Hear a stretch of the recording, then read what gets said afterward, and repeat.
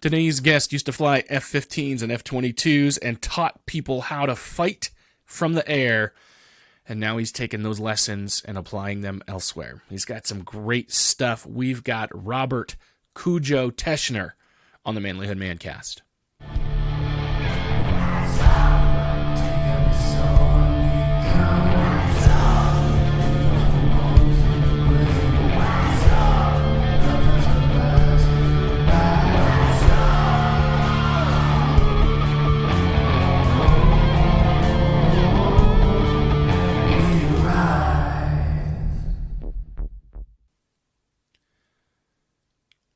Gentlemen, welcome back to the Manlihood ManCast. I'm your host, Josh Hatcher, and I am so thankful that you're tuning in with us today. Listen, if you're a man that wants to level up, that wants to become a better man, then you need to connect with the Arrows and Iron Brotherhood.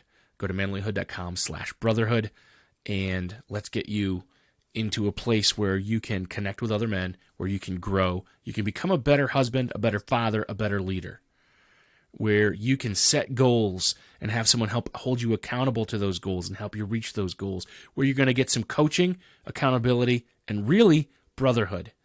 You want it? I know you need it. So go to manlihood.com/brotherhood for more. Today's interview really is a fantastic interview. You know, when you watch the movie Top Gun, or when you watch anything really about fighter pilots, you see the excitement, right? What you don't see is what they do after they land. They land the plane, and then they talk about their mission, and they work together to build a team that wants them to succeed. So today's guest took those principles, and now he applies it to high-performance businesses and life. And so there's so much we can learn from today's guest, Robert Cujo Teschner. Robert Teschner, it is great to have you on the podcast today. I have been looking forward to this conversation for quite a while. Yeah, thank you very much, Josh. Thanks for having me on the podcast today. And I, too, have been looking forward to our conversation for a while. Awesome. So now I know you've got a nickname. That nickname is Cujo. Where is that coming from, man? Yeah, so I was blessed in my life to be able to live my dream, my boyhood dream. I got a chance to be a fighter pilot, and one of the sort of recent rituals post-Vietnam prior to Desert Storm, especially in an Air Force fighter squadron, is the call sign ceremony. So ultimately, your tribe decides who you are. About 6 months into your first operational assignment is where the team gets together. They tell stories about you all night long. They come up with potential call signs based upon those stories. They take a vote, and at the end of the night, that's who you become for the rest of your life. And it sounds like a trite little thing, but it's actually a really meaningful tradition. When it's done correctly, it can really affect somebody in a positive way. For me, when the people that I looked up to, the people who were living the dream that I've had since I was 4 years old, made me a fully vested member of their community and named me Cujo, I was on cloud nine, and I've never come off of it. And until the day that I die, I prefer to be known as Cujo, which my mother never fully understood, but there we are. She's like, why do they call you that demon dog? Yep. But I explained, Mom, that's just how it is, and I prefer to be known as Cujo. So it's actually, like, I love hearing the story of the call sign ceremony and kind of that process, because, you know, I think in a lot of tribes of men, there is that little bit of an initiation with a nickname, you know, and, you know, when I was in college, they called me Slick, but it wasn't because I was slick. It was because I wasn't. Yep. My wife fell in love with me before she knew my name was Josh. So, okay, that's awesome. Look, and that's part of what's fun about it. You'll note I did not tell you any of the stories that were told at my naming. I'm not allowed to. Actually, in the F-15 community, we're not allowed to share the stories that are told at that ceremony. And so there's a mystery associated with it. Everybody that was there, though, they know. And that's another element that makes it fun. And so those people that were at the naming, we created a little mini bond in that moment as we told stories about the newest member of the tribe, and that actually connected us. there's something to that connection piece, which I think is really important. And you look back on, in my case, I look back on that phase of my life. You look back on your community, your tribe in college, and there's something special about that. You miss that when you don't have it. I certainly miss being part of that tribe. Yeah, that's awesome. And I think it's important for men to have it, because we're looking for that affirmation from our brothers and our fathers, and father figures and authorities as well. When someone can bestow that upon you, I think it has a lot to do with your understanding of yourself, Agreed. Absolutely. I mean, so much so, I've seen where Air Force 4-star generals use their call sign last name as their official email address. It becomes so ingrained in who they are, even from a branding standpoint. I mean, people remember Cujo. It's kind of sort of almost hard not to. They'll forget Robert Teschner, but they'll remember Cujo, And so, yeah, it is kind of a special thing. It's a unique thing. And I think it's one worth embracing. There is power to ritual. Ritual done well can drive bonds and connections. I actually had your interview on my Google Calendar, which I share with my wife so that we can sync up. And she was like, "Who's Cujo?" So from a branding standpoint, it caught her attention, right? So, okay, good. So, here's another crazy question. Definitely want to hear about your experiences, or what you can tell me of your experiences in the Air Force and as a fighter pilot. But the dying question, that's the wrong word. The question that we're all dying to know is, how realistic is the Top Gun movie? Yeah. Okay. So how realistic? It depends on how you view the world. I mean, there are some people who tell me, fighter pilots, they can't watch the original Top Gun, and that the new one, was a step up, but still not good enough. Like, it's not realistic enough. My question and response is, how do you anticipate being able to capture what happens in 3 dimensions and over great distances on a 2-dimensional screen for an audience that's never experienced it and can't? And I think one of the coolest things about the first one was that it captured enough of the essence of what's happening up there to inspire an entire generation of people to be fired up about flying fighters. I mean, lots of people joined the Navy as a result of that first movie. I, as a young kid, saw it and reaffirmed that this is what I want to do with my life. And I actually saw that movie twice back to back. Once in a German movie theater with a bunch of German friends, and then the second time was at Spangdahlem Air Base in Germany with a bunch of fighter pilots. And I must say the second time was much more exciting for me, because at the end of the movie, a theater full of Air Force fighter pilots stood up and yelled.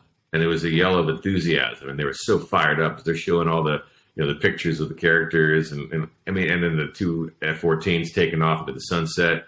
They just lost their minds in a good way, and it fired me up. So, was it realistic enough to inspire them? Yeah. And did it inspire a world? Yeah. And so, in the second one, man, they really did a fantastic job of showing the stresses on the body and what it takes to go out there and execute, and how demanding it is to do so, zipping through valleys and, pulling G's and all the rest of the stuff. And what really moved me was my wife grabbing onto my arm as we were sitting there watching it. And she's clutching my arm. She's like, "Is that what it's like?" I mean, you know what? Yeah, close enough for government work. That's what it's like. And that's the closest you'll get to experiencing what it is that's up there. And what a cool thing. And then my 2 oldest boys, they had the same takeaway. They're motivated by this. So I'm not worried about the small things that are off. I thought it was, in fact, I think Top Gun Maverick is a fantastic movie. That's awesome.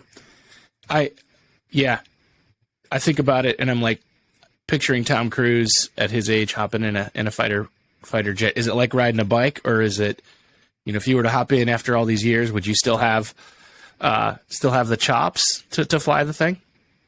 Great question. So when I was flying F-15s, and I've flown 2 major weapon systems, the F-15C model, which is the air-to-air version of the Eagle, and then the F-22, which is an air dominance fighter. It has the ability to drop air-to-ground weapons as well.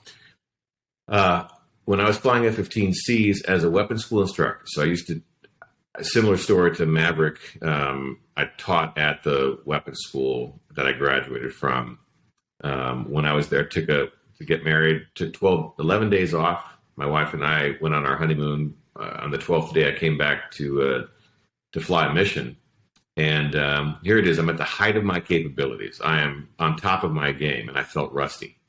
After 11 days out of the cockpit, felt a little bit rusty, had to be a little more intentional about doing the basics correctly because I was a little bit out.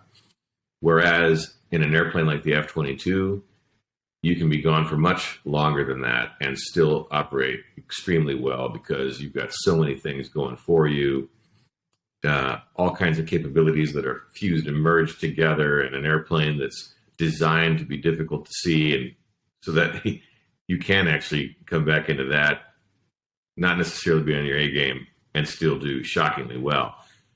Probably the biggest issue is dealing with the G-forces. I mean, if you're going to come in there and start merging with another airplane, me having been out of the cockpit for just a few years now, I may not be on the top of my physical performance there, and that could be an issue. Yeah, that's crazy. So when I was a kid in high school, my buddy had his pilot's license before he had his driver's license, and we'd go up and we'd rent a Piper Tomahawk or whatever and fly it, an hour away and get a hamburger and fly back. And, that was a fun experience, but I can't imagine the speed of one of those fighters. Like, that's just beyond me to even imagine, and the stresses and the forces on your body for that. And that's the thing, like hopping in an airplane now and flying from point A to point B, piece of cake.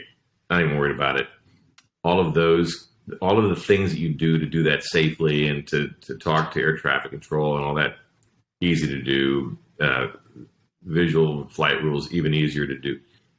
But it's the fact that when you merge with another airplane in fighter combat, the speeds that you're doing so at are insane. And the fact that you can go from 1 to 9 Gs in an instant, and the stresses on the body, the fact that the blood flow, I mean, your brain is absent blood. The blood is actually going to your hands and feet. You got to fight to stay awake. This while you're looking over both of your shoulders at the person that you're fighting against. So you're contorting your body, your spine under the force of gravity, moving your head back, which is the heaviest part of your body, to see the person that's behind. I mean, those are the kinds of things that leaves a lasting mark. I don't know of many people that have been in that kind of a lifestyle who now are pain-free, who say, oh yeah, everything's rocking and rolling. I mean, it hurts. It is a punishing experience, which again, if you go back to Top Gun Maverick, you get to see that. You get to see the person G-lock. You get to see, how the face contorts, the skin pushed back as the body is dealing with the stressors. That's the really hard part. And then making high quality decisions in those circumstances and working with your team to prosecute the attack the right way. Huge challenge, also incredibly fun. And if you can do that well, that's incredibly satisfying. So what did the process look like? Because when you're explaining it and you're talking about it, you're on this side of it. I imagine somebody that gets all excited when they watch the Top Gun movie and then they go sign up, right? Not everybody's going to make the cut. Like, it sounds like you've got to be somebody who can perform at that level. So what does that process look like? Yeah, so I'll answer that two ways, if I may, Josh. There's the process, but there's also like what's driving things. And I used to, back in the F-15, where we had a couple of 2-seat airplanes for training purposes. Every now and again, somebody would win an award and get an incentive flight. Typically the maintainer of the year would get an opportunity to ride in the back seat of an F-15, or somebody that did something extraordinary to help the community gets a chance to go fly in the back seat. You couldn't tell, Josh, going into it, who was going to have a good day and a bad day. I've flown with people that were incredibly physically fit, that had the physique that would suggest, oh, they're gonna dominate in it. At 6 or 7 Gs, they're vomiting and saying, I'm done. I've had it where probably the most amazing physical specimen to sit in the back seat at the end of the flight had to be lifted out of the back seat by two other people to be able to get out, and went straight to the to the ER for some IV fluids. Whereas I've flown with somebody who you would have thought going in would snap in half at the first hint of a couple of G's. And this person is in the back saying, "Hey, can we go to 9 again? That was awesome." And, here it is. I'm getting exhausted. So that piece, you almost can't forecast who's going to do well with. The process to become a fighter pilot is pretty simply explained as get a pilot slot, go to pilot training, be lucky enough to where there's some fighters in your drop and do well enough to be able to qualify for them. Go through the Introduction to Fighter Fundamentals course. So that pilot training plus the Introduction to Fighter Fundamentals, that's about 15, 16 months worth of training. And then successfully complete 6 months of F-16, A-10, F-15, F-15E, F-22, whatever the F-35, F-18, whatever your platform is, training event. And the process is pretty cut and dry. Who makes it through?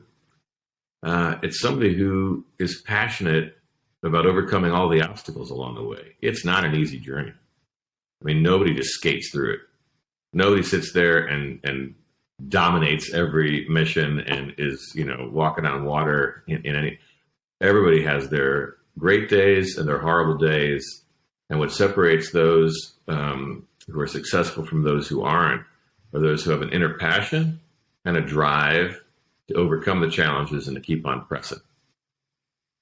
I mean, and so many examples of it was a hard journey to get there, worth doing. I believed in myself along the way to make it happen. Yeah, I can't imagine that. I imagine that there's a lot of classwork, bookwork, schoolwork, just to get to the place where they know you enough, or you know enough, and they trust you enough to put you, even behind the it's not a wheel, I guess, a stick of that thing, right? Yeah. There's definitely classwork in pilot training where you're learning the basics of takeoffs and landing and weather and instruments and systems and all that. There's a lot of book work, but where you start to see who it is that's going to be geared for fighter aviation, it's when you get into the formation phase. Those who are comfortable staying 3 feet away from another airplane through a bunch of different maneuvers, with 4 different airplanes doing these kinds of things. Yeah, they're potentially going to do okay in the fighter business. Those who can successfully stay within certain parameters flying around another airplane, they're probably going to do pretty well. And all the way through, you're jam-packed with knowledge, yes. But the knowledge piece isn't as interesting as how well you're able to maneuver in relationship to other airplanes. Some people just don't want to do it. I had an instructor in pilot training. He usually, during the formation phase, would take vacation because he really didn't enjoy being that close to other airplanes. And that was okay. That's fine, I suppose. Whereas there were those who thought that was super fun. It's scary stuff, but really rewarding and fun stuff to do. So you kind of get a sense for, who's also cut out for it. But even there, if you've got the drive and the passion, you can learn all of this stuff. So tell me about when you were, in the job, working the job. Were there moments where your life was in danger when you were flying? Oh yeah. Plenty of experiences. I remember one night we were getting ready to push into harm's way, but we're still in friendly territory, and we're doing a nighttime pre-mission refueling to make sure that the tanks are all full before we go into harm's way. And we're in the clouds as a 4-ship on the tanker, so we're flying formation off of the tanker's wing. The turbulence was moderate, so the airplane is bouncing all over the place, and the airplane is It's loaded to the hilt with extra external fuel tanks and all the missiles. And so it just doesn't fly the way that you're used to training. You don't typically fly that way when you're doing training missions. And now the airplane, it just doesn't fly the same way. And we're bouncing around. We've got to get gas. And the funny thing about being in the weather at night is that you have no horizon and you have no way of referencing which way is up aside from your instruments.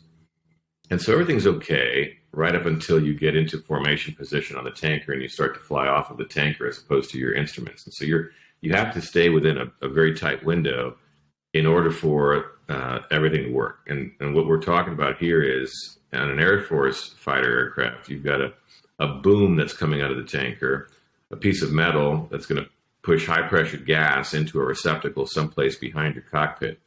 That boom is flown by a teenager who's typically on their stomach using joysticks to fly this mechanical piece to this receptacle someplace behind your cockpit. They're bouncing, but they're also looking backwards as they're bouncing, flying this thing into formation. You're looking forward, bouncing, And by the way, as an aside, every time that, the captain of whatever airline says, we're going to put the fasten seatbelt sign on, we're anticipating, some bumps along the way, I kind of chuckle because I remember that night, everything was rattling to high heaven. And then the tanker goes into a slight turn because the tanker has to stay within a certain orbit for all of the things that we're doing to work on. So in that moment of the slight turn, the brain, which doesn't have a horizon reference, loses track of which way is up.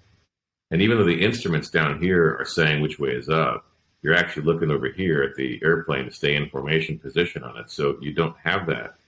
And your brain starts to tumble. And so now my brain's telling me that we're in some sort of a funky, loop, or that we're accelerating towards the ground. Whatever it is that it decides that you're actually not doing, it's telling you to do it while you're bouncing and you're getting all this fuel. And then that evening, had these weird, funky streaks of electric light going past the canopy, and it was a very bizarre phenomenon, but that phenomenon causes you to think, wait a second, it feels like you're the Millennium Falcon, or, you're some Star Trek vehicle going through hyperspace. And that combination of events, causes you to sweat just a little bit. So now you got tons of sweat coming down, but you got the death grip on the throttles and sticks, so you're barely able to see because of all the sweat in your eyes as you're bouncing at night, brain tumbling.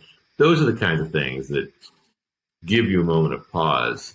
There's another time where I'm flying against an opponent. We're simulating that we've just picked each other up about 5 miles away from each other, and so we're racing towards one another.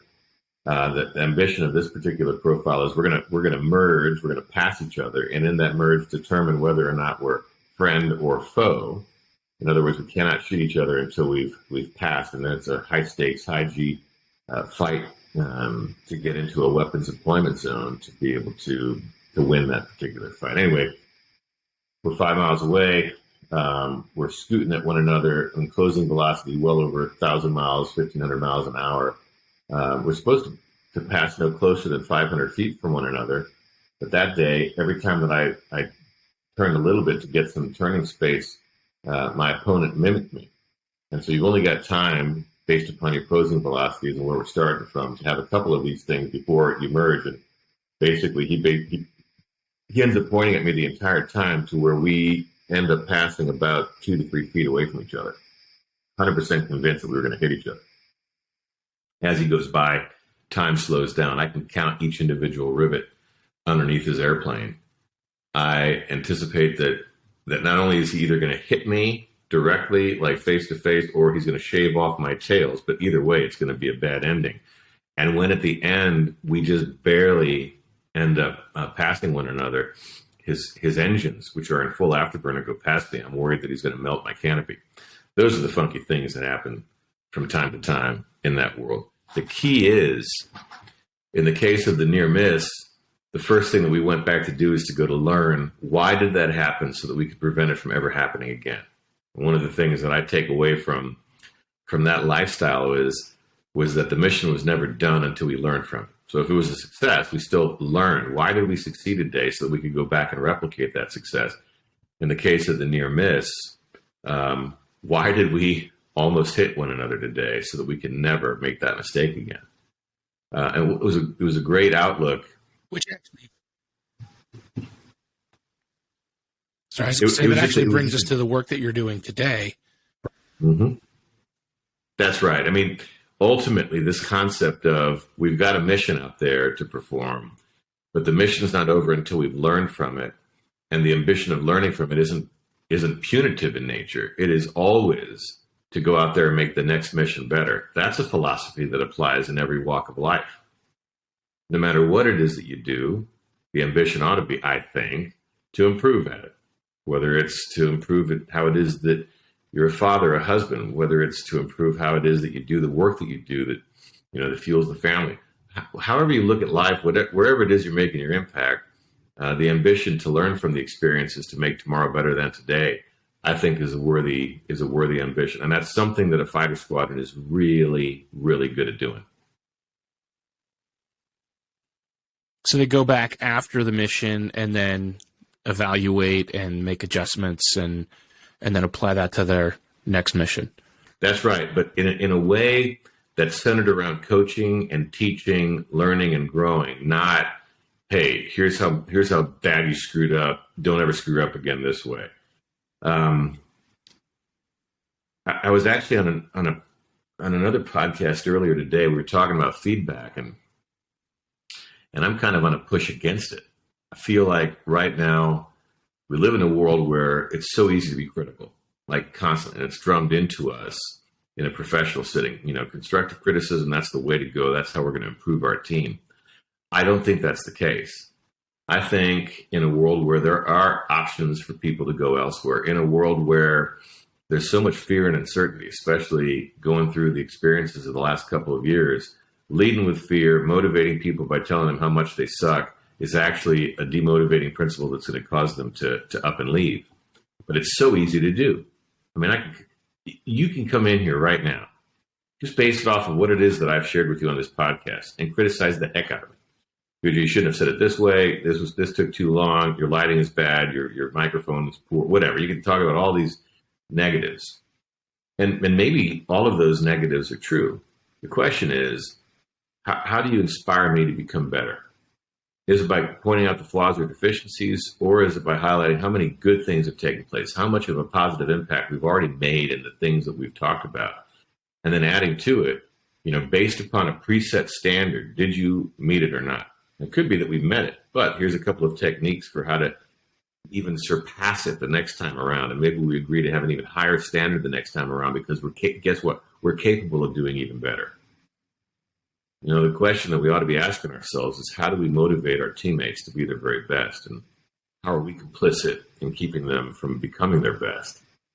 So the fighter squadron's ambition is to make the next mission better than tomorrow, always through coaching, highlighting how close to success we've come when we didn't win, and what one or two steps we could have taken that would have made today a victory. And when we do win, celebrating it. And accurately identifying, Josh, the reason why we had a successful mission today is because you did your job. Keep on doing your job, brother. You're awesome. I've been a part of organizations where they read Jocko Willink's book, Extreme Ownership, and then they apply something like the OODA loop or whatever, which is a great concept and similar concept.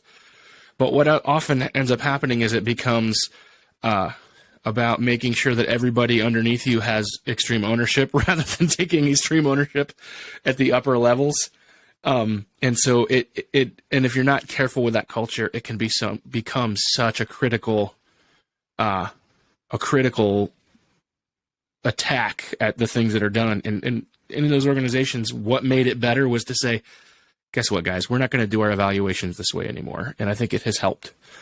But yeah, I can see where, if the culture is right, the culture of that organization is right, it makes a big difference to be able to say, not just about pulling it apart, but how can we improve because all of us are on board with being better. It's interesting that you mentioned Jocko and extreme ownership, and then talk about how the way that it's actually practiced is that you beneath me can practice extreme ownership at your level. which is counter to what Jocko is preaching. And it's counter to how it is that we apply it. It's actually counter to how it is that I learned as a young fighter pilot. What I saw was flight leads who had much more experience, credibility, standing than I had, coming in after a mission where I led to mission failure. And they said, I own this. I needed to have led you better today. They empathized with me. They're like, Cujo, you've done how many of these missions? 5? Okay, you're actually doing really well for where you are at this stage of the game. On your 5th mission to have done this, and this correctly, that's pretty awesome. Yeah, we may not have achieved overarching mission success, but you're exactly on track to become a superstar. So they had empathy. They also had a lot of humility. I mean, in our debriefs where we go to learn, free from pride and ego, folks were able to admit to the fact that they had made a mistake. Failure wasn't a bad word for us. We always saw it as an opportunity to learn, and that was a cool thing. And so it's unfortunate that people are misapplying Jocko's teachings. And I think his TEDx talk at the University of Nevada is a brilliant one. In 13 minutes, he talks about a horrific event, a fratricide, and how he, as the overall commander, says, I own our outcomes. I mean, that's a difficult thing to do in today's world. But if you want to build the bonds of trust, if you want to lead a group of people that will follow you to the gates of hell, do what he did. And that's the challenge oftentimes is you might hear an inspirational talk, you might read a pretty interesting book, but how it's applied really matters. And it can easily get off the rails if somebody's not alongside. It would be great if Jocko had been there in those companies that you mentioned to also coach them actively on how they're applying his principles, because they're sound. They're absolutely sound. I agree that the principles are sound for sure. I just know, like I said, I think sometimes, and if I translate it to, a lot of times the people that are trying to apply them have never been in the military, and so it's almost like the principle applies whether or not you're in the military, but I think there was almost like this, I can be cool like that. and when Jocko comes down hard on somebody, it's because he's coming down hard on himself too, and he's taking that ownership. And that's where things work. It doesn't work if you're, if I'm in charge of something, if I'm leading something, the people underneath me are the ones that, like what their success is my success, and my success is their success. And it's the same with failure. That's right. And I think that's really what has to happen, is that team mindset. And it sounds like, that fighter squadron is operating in almost like a higher level of it, and I think it's because you've built that brotherhood in the process. There's no doubt. In fact, it's brilliant that you say that. I do think that a fighter squadron has got this thing down to an art and science together in a very, very special way that reinforces the goodness. So like once you get that ball rolling and you really get into that rhythm, it becomes a force that you almost can't stop in a good way. And it's one of the blessings of that community. So much so that, oh gosh, it was just a few weeks ago now, a group of us from one of the squadrons that I was privileged to be in, we had a reunion. There was no reason to have had this reunion. There was no special event that we were commemorating. There was no, forthcoming loss of a critical member, some sort of, thing that we were like worried about. We just all acknowledged it's been far too long since we've hung out together, and everybody went out of their way at a time when nobody had the time to do so, to get together, just to be there around one another. And when we got back together, it was as if we had just left each other yesterday.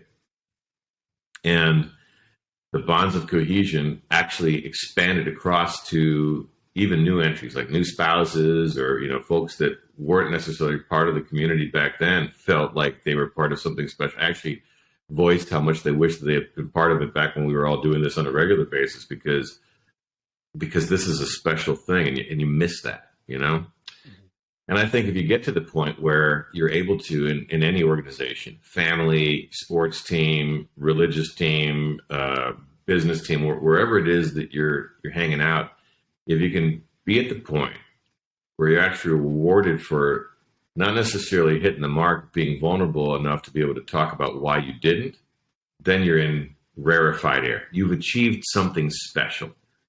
And I think there's a lot that we can take away from high performance team world, understanding the culture that underpins the process, one that demands that we're honest, and honest means being vulnerable, as well as humble, as well as empathetic, as we dissect what it is that we are here to learn from on the heels of failures and victories. How do you build that kind of team in a place where all of your decisions aren't necessarily life or death, or the success or failure of an entire nation, which is what it is kind of when you look at it the other way. So how do you build that kind of culture in? Yeah, it's funny. And I get that question a lot, actually. In your previous life, Cujo, it was life or death, but it's not that way here. I mean, I'd be careful what I say here.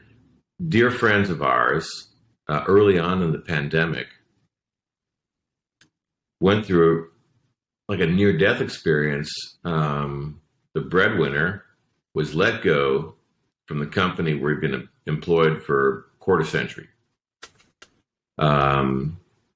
If everything had happened, like if he had been let go during normal circumstances, he had a golden parachute, huge paycheck for all of the service. But because he was let go at a time of a national crisis, national emergency, he got 2 weeks of pay and benefit, and then everything went away.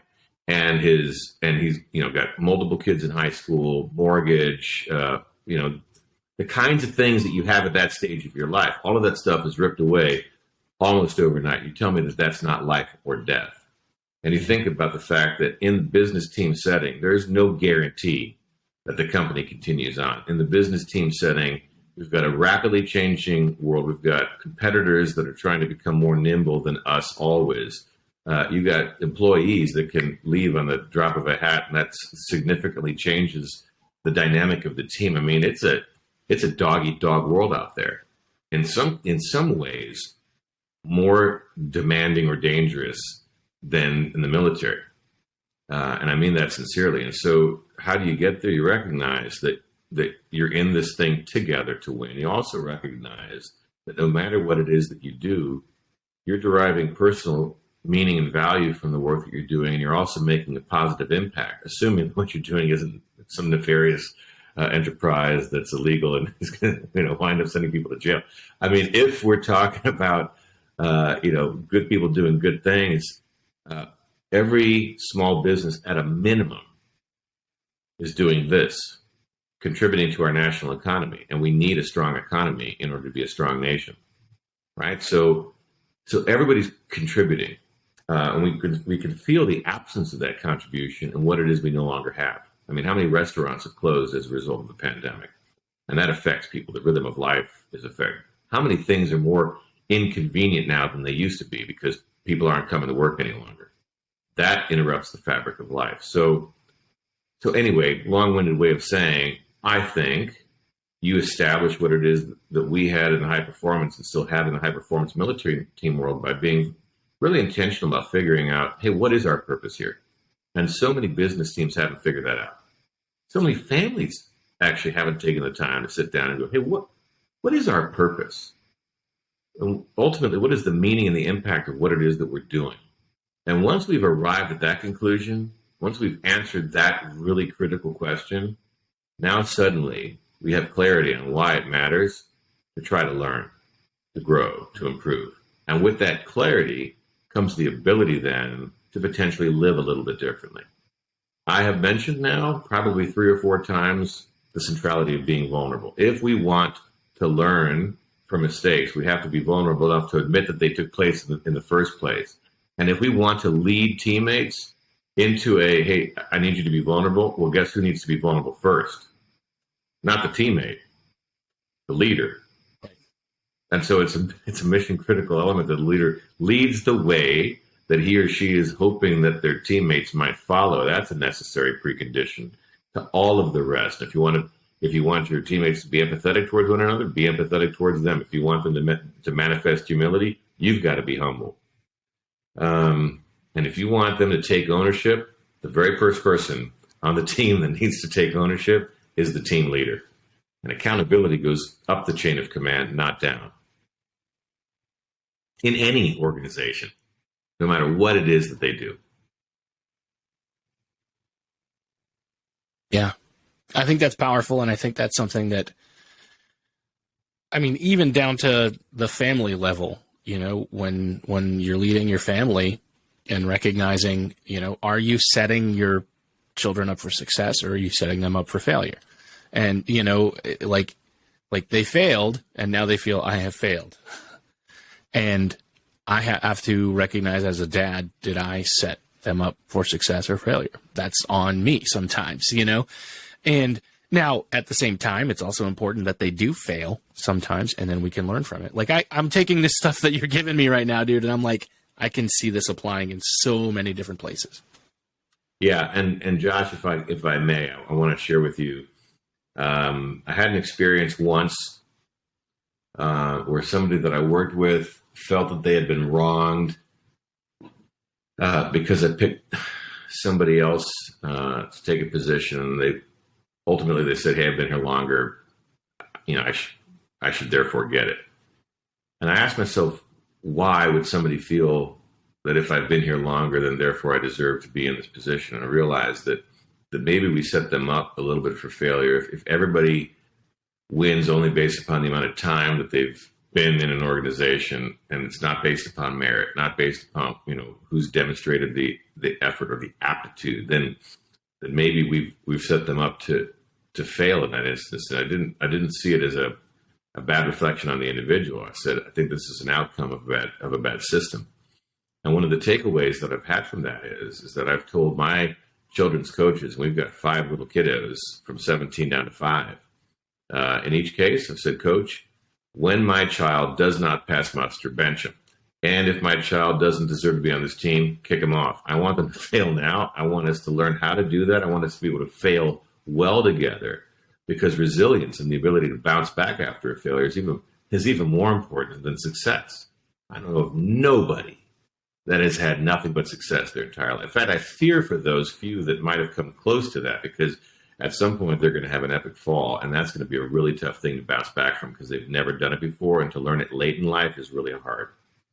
And so for us, it's and it's funny because you have that conversation with the coach. Usually the coach is getting yelled at by the parents for, their kid not having played enough, or, not having been involved enough. Now they're getting the opposite from me. I'm like, yeah, I really, whether or not any of my kids are going to be Olympic champions or, professional athletes is irrelevant to me. How good of a character they have and what kind of an impact they make to the teams that they're on, how good of a teammate they are, is much more important. And it starts with learning how to fail well. I think a lot of, just the sports thing in general, I think a lot of people are thinking that if their kid does well in sports, they're going to get a scholarship, or they're going to go pro, and they're going to pay off all my debt. like there's this almost pipe dream that is almost fueling parents to live vicariously, rather than to recognize that it truly isn't about winning. It's about the team learning what it means to be a team. It's about the team learning what it means to have character. Like that's when my kids were never sporty, so we didn't really ever have a lot of that stuff when they were growing up, and I was never really sporty either. But I see it a lot, I think that's a pretty bold statement to make. And did you tell your kids you made that statement? Oh yeah, I did, and every one of them was a little bit shocked by that.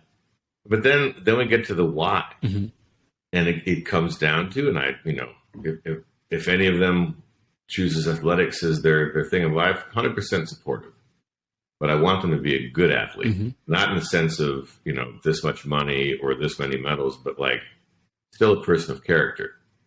We lived in St. Louis.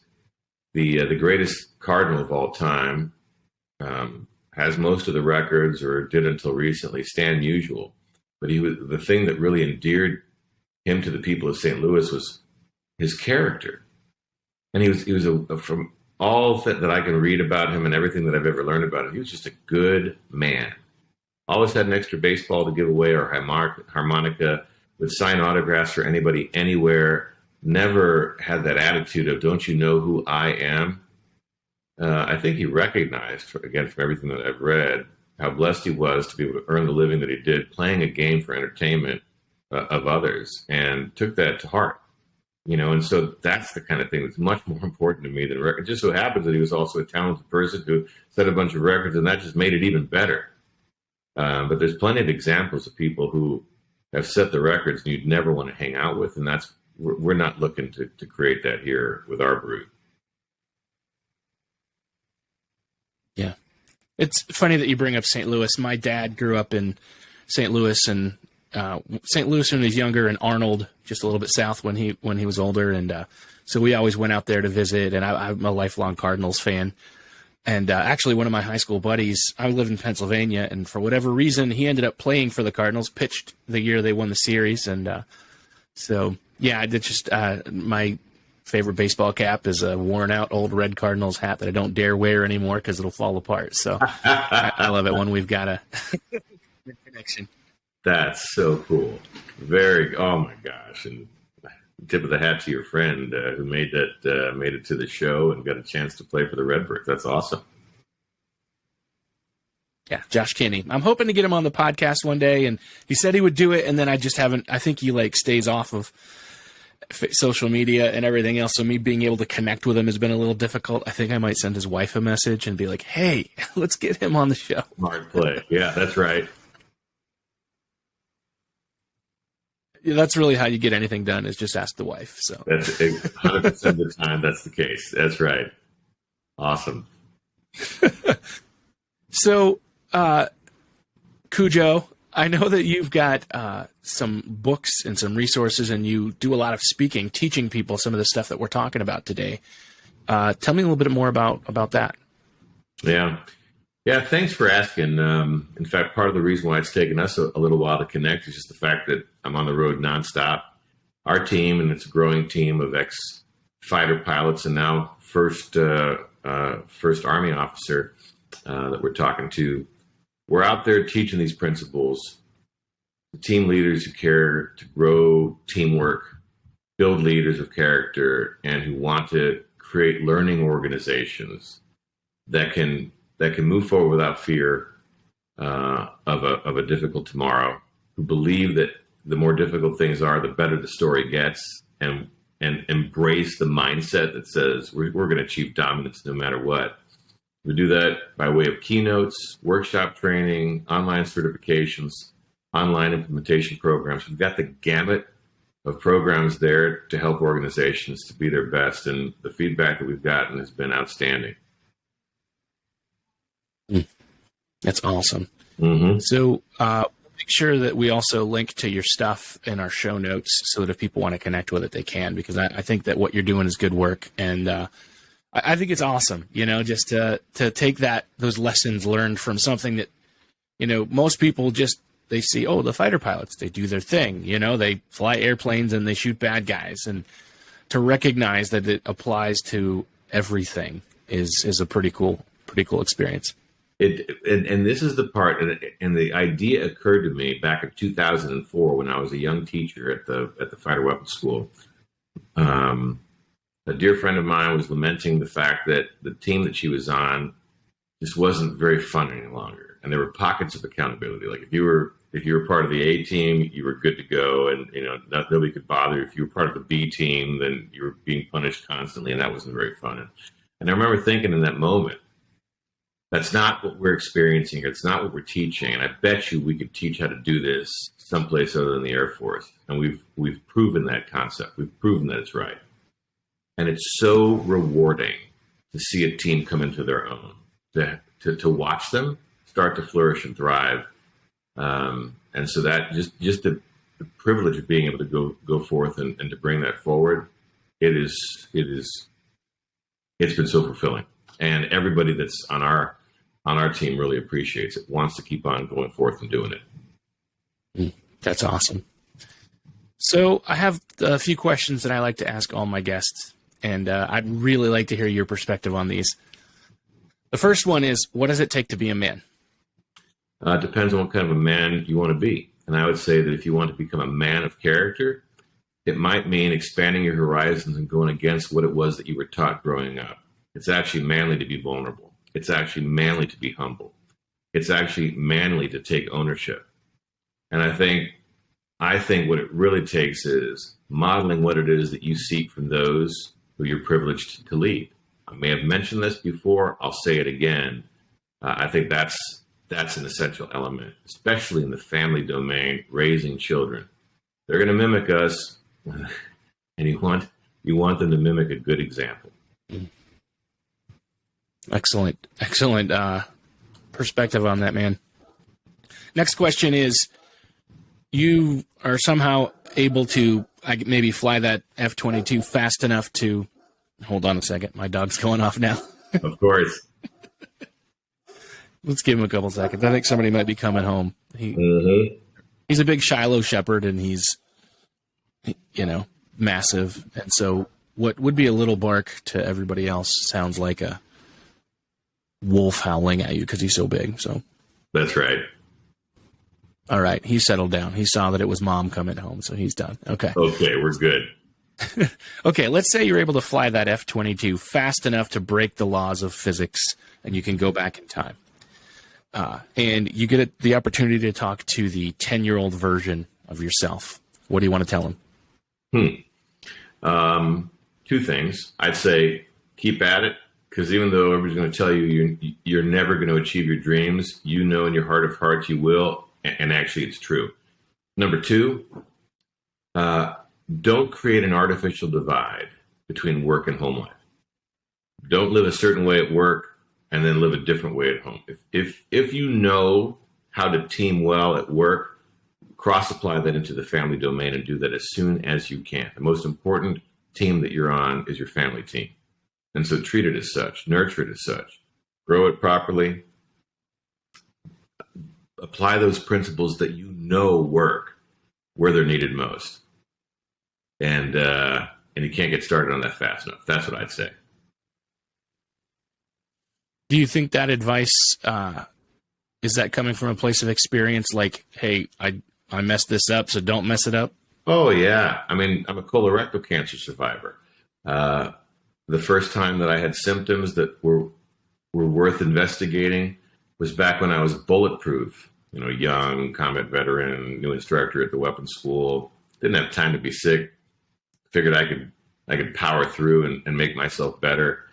Never told a soul about those symptoms back when they were treatable. A decade later, when the symptoms came back, it was too late.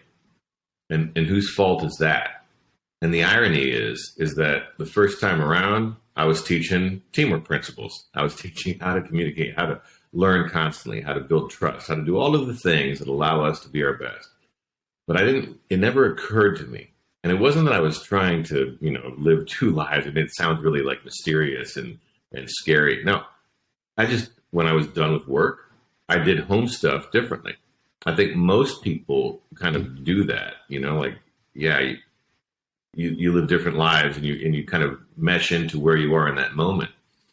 But the takeaway for me and the big learning opportunity from an epic disaster in my life was it didn't have to be that way. And we're going to use whatever time we have left in our family to build the strongest team that we can there, because that's where it really matters. And then we'll go and teach it elsewhere. Wow. Well, congratulations on pushing through that, man, because there's not a lot of people who can say they're a colorectal cancer survivor.